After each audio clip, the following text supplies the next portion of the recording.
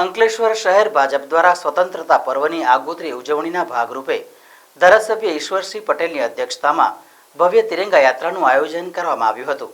સ્વતંત્રતા પર્વની ઉજવણીના ભાગરૂપે અંકલેશ્વર શહેર ભાજપ દ્વારા શહેરમાં તિરંગા યાત્રાનું આયોજન કરવામાં આવ્યું હતું।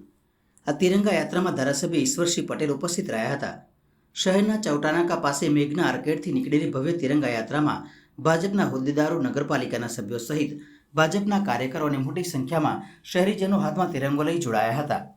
આ તિરંગા યાત્રા ચોટા બજાર થઈ જવાહર બાગ ખાતે પહોંચીને સમાપન કરવામાં આવ્યું હતું।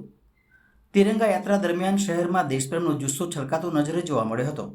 આ પ્રસંગે શહેર ભાજપના પ્રમુખ ધર્મેન્દ્ર પુષ્કરણા, નગરપાલિકાના પ્રમુખ લલિતાબેન રાજપુરોહિત સહિત આગેવાનો ઉપસ્થિત રહ્યા હતા।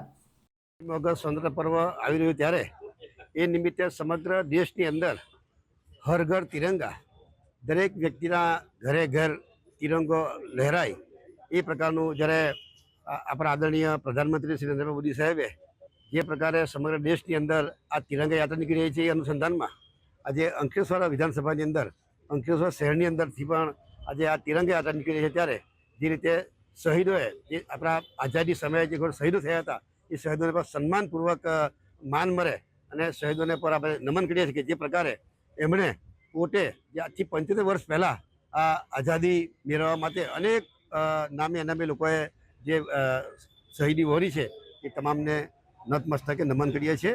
આજે અંકલેશ્વર શહેરની અંદર આ કાર્યકર્તા દ્વારા આજે અહીંયા તિરંગા યાત્રાનું આયોજન કરવામાં આવ્યું છે અને સમગ્ર દેશની અંદર જ્યારે આ આયોજન થઈ રહ્યું ત્યારે આ જે પ્રકારનું આયોજન છે લોકોની અંદર પણ જે 75 વર્ષ જે નવા